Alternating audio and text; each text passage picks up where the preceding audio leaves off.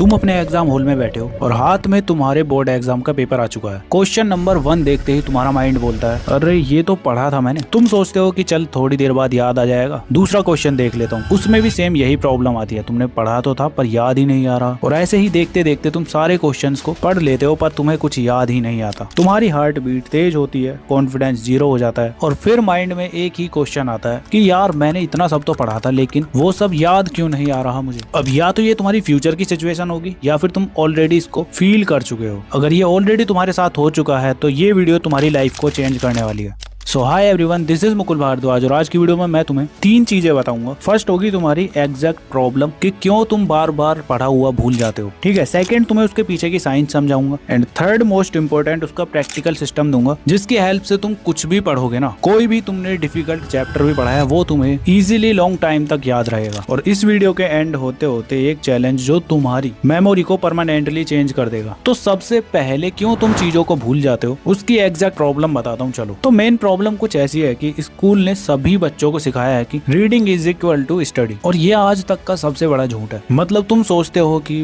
Page पढ़ लिया, highlight कर दिया, नोट्स बना लिए, हो गया काम, मीन्स हो गई पढ़ाई। बट नहीं, ऐसे पढ़ाई नहीं होती। रीडिंग सिर्फ इनपुट है, स्टडी तब होती है जब आउटपुट होता है। अब ये आउटपुट क्या होता है चलो अच्छे से एक्सप्लेन करता हूँ और ये पता चलेगा तुम्हें साइंस बिहाइंड फॉरगेटिंग से। अब तुम्हारा ब्रेन एक स्मार्ट मैनेजर है, उसका एक सिंपल सा रूल है, जो चीज बार बार यूज होती है ना वो याद रहती है और जो चीज बार बार यूज नहीं होती वो तुम्हारी मेमोरी से डिलीट हो जाती है। और तुम क्या करते हो, सिर्फ रीडिंग या यूट्यूब पर वन शॉट लेक्चर ओपन कर लिया और देखते रहे बस। इसमें तुम्हारा यूज इज इक्वल टू 0 होगा, इसीलिए तुम्हारे माइंड को लगता है कि ये इन्फॉर्मेशन तो इम्पोर्टेंट नहीं है, छोड़ो। यही प्रॉब्लम सभी बच्चों के साथ होती है। तो सिंपल वर्ड में फॉरगेटिंग कर्व को समझो। अब तुम्हारा माइंड 24 आवर में 70% चीजों को भूल जाता है। मतलब तुमने जो भी पढ़ा है उसको तुम 24 आवर में भूल जाओगे और एक वीक के अंदर 90% चीजों को भूल जाओगे तुम। और इसीलिए तुम्हें लगता है कि मैं भूल जाता हूँ। तो अब तुम बोलोगे कि भैया करे क्या, सही तरीका क्या है इसका। तो मेरी जान, इसमें एंट्री होती है तुम्हारी प्रैक्टिकल सिस्टम की। यहाँ से तुम्हारी वीडियो बहुत ही ज्यादा इंपॉर्टेंट है, बिकॉज यहाँ से स्टार्ट होगा तुम्हारा रीड, रिकॉल एंड राइट। ये 3 वर्ड याद रख लो, यहीं से तुम अपनी पूरी मेमोरी का गेम पलट रहे होगे। रीड, रिकॉल, राइट, इन तीनों को एकदम अच्छे से समझाऊंगा। उससे पहले तुम्हारे पास ये 3 चीजें होनी चाहिए। फर्स्ट तुम्हारा एनसीईआरटी, सेकंड तुम्हारा previous year questions and third sample question papers. Sample question paper का मैंने तुम्हें ऑलरेडी बता रखा है, लेकिन प्रीवियस ईयर क्वेश्चंस के लिए बहुत सारे बच्चे पूछते हैं कि पीवाईक्यूज मिलेंगे कहाँ। तो उसके लिए तुम्हें लेना है एमटीजी का ये चैंपियन बुक। अब इसके अंदर तुम्हें प्रीवियस ईयर क्वेश्चंस के साथ साथ बहुत सारी चीजें मिलेंगी, जैसे ट्रेंड एनालिसिस, जो तुम्हारे 2016 से लेकर 25 तक किस चैप्टर से कितने क्वेश्चंस आए हैं ये तुम्हें देखने को मिल रहा होगा। और साथ में तुम्हें रैपिड रिवीजन, जिसके हेल्प से मिनटों में तुम अपना रिवीजन कर सकते हो। और साथ में तुम्हें इसके अंदर ब्रेन मैप्स भी मिलने वाले हैं। हर चैप्टर का तुम्हें अलग अलग ब्रेन मैप मिलेगा। और topic wise and chapter wise तो प्रीवियस ईयर क्वेश्चंस तो तुम्हें इसके अंदर ऑलरेडी मिलेंगे ही। साथ में तुम्हारा सेल्फ असेसमेंट, जिससे कि तुम्हें पता चलेगा तुम्हारी प्रिपरेशन कैसी चल रही है। और भी बहुत कुछ, जैसे प्रैक्टिस पेपर, जिसके अंदर तुम्हारे 50% कॉम्पिटेंसी बेस्ड टाइप क्वेश्चंस होंगे, जैसा कि तुम्हारे बोर्ड एग्जाम में आते हैं ना, उसी टाइप के। तो इसको लेने के लिए टाइम वेस्ट बिल्कुल भी मत करो, इतना कुछ तुम्हें इसके अंदर मिल रहा है। अभी ऑर्डर कर लो, लिंक मैं तुम्हें डिस्क्रिप्शन में दे दूंगा या फिर पिन्ड कमेंट में। और इस वीडियो के बाद अभी मंगा लेना सभी सब्जेक्ट के लिए,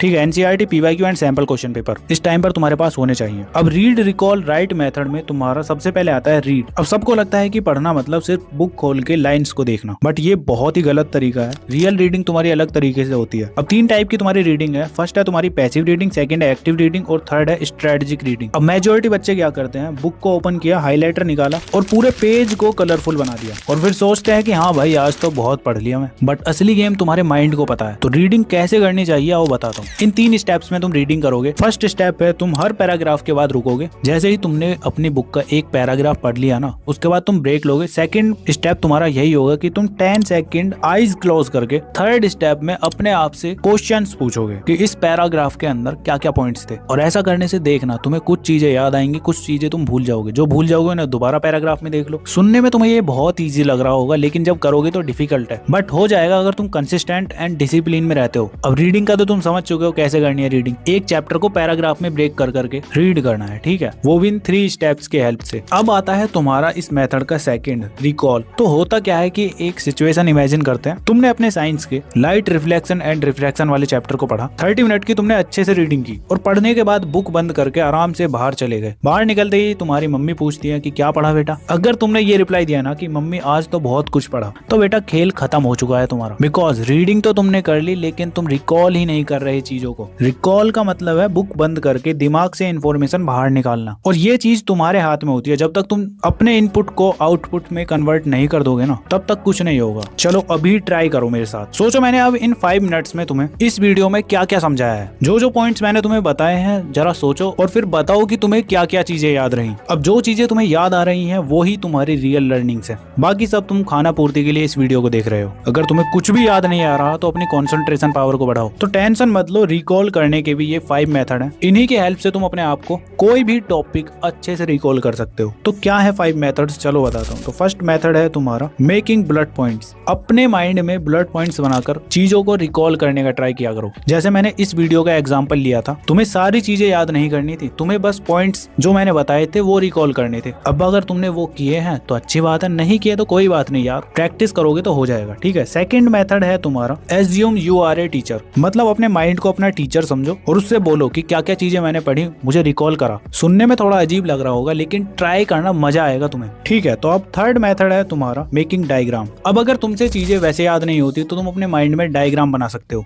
या फिर एक रफ पेज पर भी बना सकते हो। बिकॉज हमारा माइंड डायग्राम्स को ज्यादा अच्छे से समझता है जल्दी। अगर तुमने अपने टॉपिक का डायग्राम बना दिया ना तो तुम उन चीजों को कभी नहीं भूलने वाले। ठीक है। फोर्थ मेथड आता है तुम्हारा फ्लैश क्वेश्चंस। अब तुम्हें अपने माइंड से बस 3 क्वेश्चन पूछने हैं, what, why, how. In 3 question से ही तुम अपने आप को पूरे चैप्टर को रिकॉल करा सकते हो। जैसे एग्जांपल, फोटोसिंथेसिस क्या है, क्यों इंपॉर्टेंट है और कैसे होती है। बस इन 3 क्वेश्चंस के आंसर ढूंढ लो, मतलब अपने आप को बता दो, हो जाएंगी चीजें रिकॉल। ठीक है। इसके बाद फिफ्थ मेथड है तुम्हारा टीच योर फ्रेंड। अगर तुम्हारा कोई सपोर्टिव फ्रेंड है तो उसको भी समझा सकते हो तुम उस टॉपिक को, उससे भी बहुत ज्यादा चीजें रिकॉल होती हैं। अगर कोई नहीं है तो एक काम करना, मिरर के सामने खड़े होना, तब अपने आप को उस टॉपिक को एक्सप्लेन करना। बस means recall is equal to exercise for brain. Reading से बस तुम अपने माइंड में इनपुट डालते हो, आउटपुट तुम्हारा रिकॉल और राइट से ही आएगा। तो थोड़े थोड़े डॉट्स कनेक्ट कर रहे हो ना तुम। अभी तक क्या गलती कर रहे थे, सिर्फ रीडिंग कर रहे थे, रिकॉल नहीं कर पा रहे। टेंशन मत लो, अभी तो वीडियो में बहुत कुछ बाकी है मेरी जान, बस बने रहो मेरे साथ। आज तुम्हारी मेमोरी बाकी बच्चों से 10 टाइम्स स्ट्रॉन्गर बन रही होगी। अब रीड, रिकॉल, राइट में तुम्हारा पार्ट आता है राइट वाला।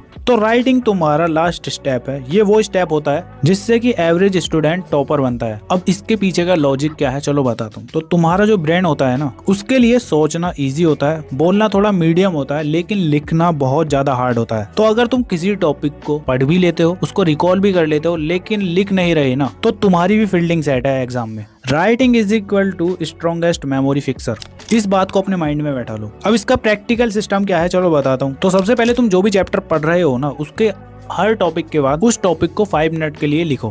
पूरा मत लिखो, पॉइंट्स में लिख लो बस। ठीक है। और लिखना इस तरह से है कि तुम्हारी बुक बंद होनी चाहिए, कभी बुक खोल के लिखे जा रहे हो। मीन्स शॉर्ट नोट्स फॉर्मेट में लिखना है। एग्जाम्पल, तुमने हिस्ट्री का कोई चैप्टर पढ़ा, अब तुमने उसको रिकॉल भी कर लिया, उसके बाद तुम उसको कुछ इस तरह से लिखोगे। सबसे पहले तुम उस चैप्टर के कॉजेज, उसके बाद इवेंट्स एंड उसके बाद रिजल्ट्स। इन 3 चीजों को एक पेज पर ही लिखोगे। पूरा डिटेल में नहीं लिखना है, पॉइंट्स और हेडिंग में लिखना है बस। और एक पेज से ज्यादा नहीं होना चाहिए। अगर ज्यादा लिखना है तो उसके लिए सैंपल क्वेश्चन पेपर्स और PYQs है ना। जब तुम उन क्वेश्चंस की प्रैक्टिस करोगे तो उनका आंसर तो लिखोगे ही ना, तो तब लिखना आंसर्स को अच्छे से, है ना। और अगर आंसर राइटिंग भी तुम्हारी एकदम बिल्कुल 0 है, उसके लिए भी कमेंट कर देना, मैं नेक्स्ट वीडियो बना दूंगा। अब तुम्हारी ये रीड, रिकॉल, राइट वाला मेथड सब्जेक्ट वाइज बताता हूँ। चलो, तो सबसे पहले आता है तुम्हारा मैथ्स। तो मैथ्स के अंदर तुम्हें सिंपली एग्जांपल्स को रीड करना है, स्टेप्स को रिकॉल करना है और राइट विदाउट सीइंग, मतलब कि बगैर देखे क्वेश्चंस को सॉल्व करना है। फिर ऐसे ही साइंस के अंदर भी तुम्हारी ये तीनों चीज अप्लाई होती हैं। सबसे पहले तुम्हें रीड कॉन्सेप्ट, सेकंड तुम्हारा रिकॉल एंड थर्ड तुम्हारा होगा राइट एक्सप्लेनेशन। ठीक है, समझ गए ना। अब इसको भी समझाने की जरूरत है क्या। ऐसे ही तुम्हारा सोशल साइंस आता है, इसके अंदर तुम्हें एक चैप्टर के लिए ये तीनों मेथड यूज करने हैं। फर्स्ट तुम्हारा रीड स्टोरी, सेकंड होगा तुम्हारा रिकॉल टाइमलाइन,